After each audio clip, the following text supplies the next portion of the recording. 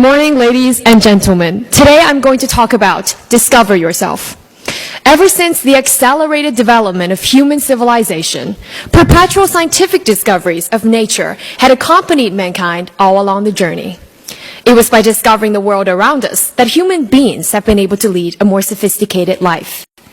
However, as G.K. Chesterton once said, one may understand the cosmos, but never the ego. The self is more distant than any star. Thus, our life is a journey of unrelenting efforts to discover more of ourselves. When I was 6, I constantly pictured myself as an elegant and skilled pianist, rendering Chopin's Nocturne beautifully on the stage, receiving warm applause after my performance. However, as I furthered my piano lessons, it was hard to be oblivious of my non-gifted skills. Sometimes I couldn't help but have this feeling of despair when I woke up to the reality and discovered that my goal was unrealistic. Brutal but real. It was the first time I had discovered that I couldn't have it all. When I was 12, I thought the coolest job in the entire universe was to be a surgeon. I spent hours and hours watching the drama Grey's Anatomy and couldn't help falling in love with the kind of life those doctors lead on the screen. I was utterly mesmerized by the scalpel and all those fancy medical terms they use. However, I stopped dreaming about being a surgeon when I discovered that it was the idea of being a surgeon that appealed to me, not what it truly was. As a result, the dream ended and I discovered some more about myself. This year, I turned 16, and I could proudly say I do not dream to be, but ascertain to pursue being a lawyer in the future. Since junior high school, I had always been awarded the most eloquent debater in every single debate I participated in. I can not only think logically, but also deliver my thoughts promptly. My huge interest in philosophy also adds to my reasoning whenever I tried to argue on something equivocal. Being aware of the obstacles and hardships on the way to becoming a great lawyer never panics me, for the simple reason that I have this faith and passion in what I'm aspiring after. G.K. Chesterton was absolutely correct. The most complicated part of comprehending the world is the study of the somehow smaller world, ourselves. I've subsequently realized that growing up is the process of discovering ourselves. We get to know what we truly are and become who we dream to be.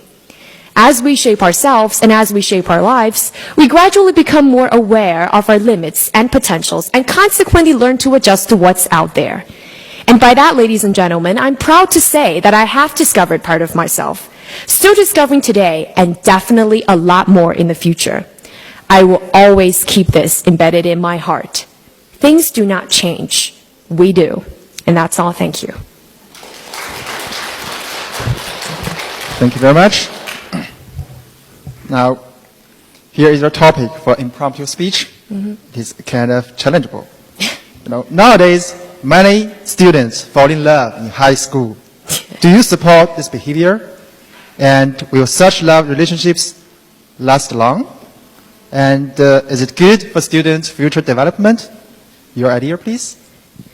Okay, thank you very much. First of all, I would like to say that this is a rather prevalent phenomenon these days. We can see that a lot of students around me are having this kind of young puppy love.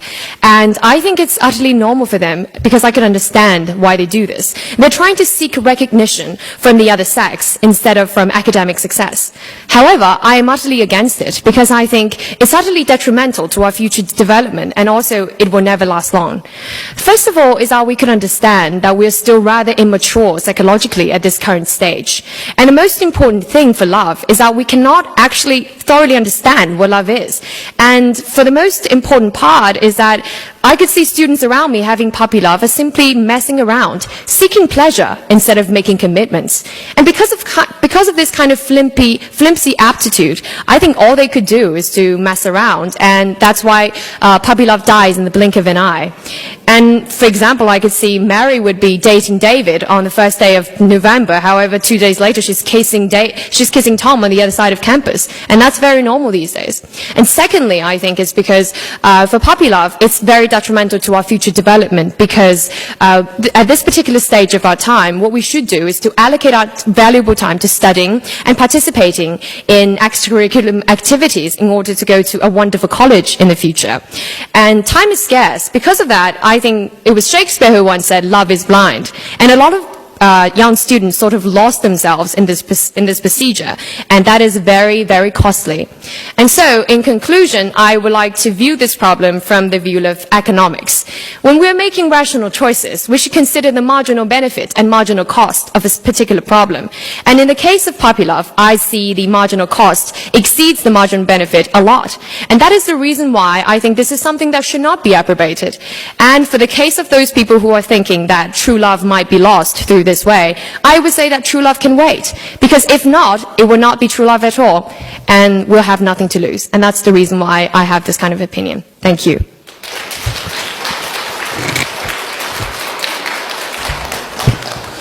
Good morning. Good morning.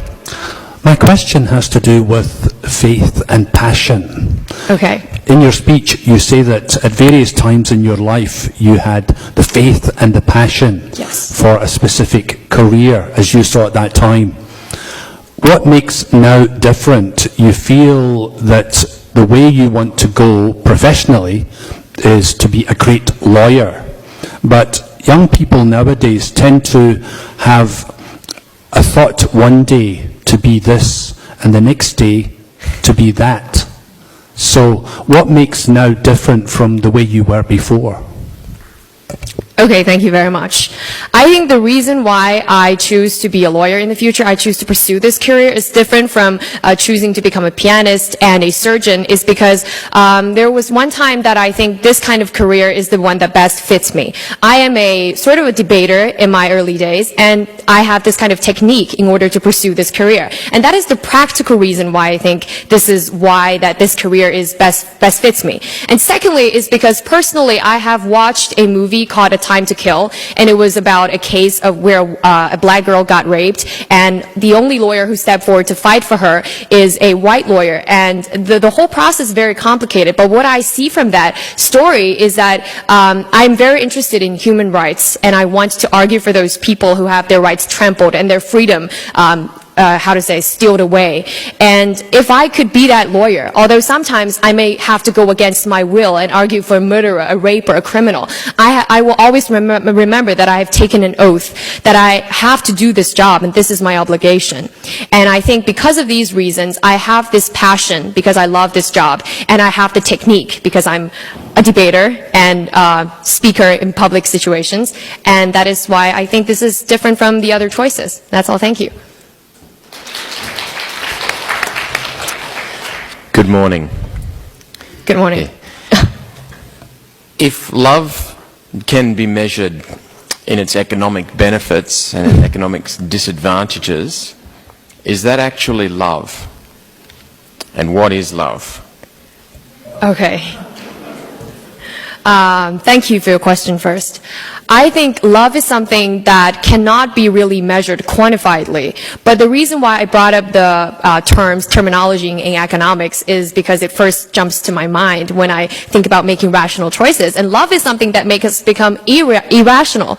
And that is the reason why I apply these two terminologies. But I think to answer your question of what love is, personally, I would say that viewing from my parents' view and also looking at different cases around me and from novels and films and movies, I think love is about commitment. It's responsibility instead of just love at first sight. Because if you believe in love at first sight, you should believe that it will be gone in an instantly away. And because of that, I think love is something that should be taken at heart. It's not just physical attraction, because at one day it will die out. But what makes love goes on forever, is this kind of responsibility that we have to shoulder on our shoulder. And it's something that we should not be just given away instantly. And that is what I think is love. That's all. Thank you.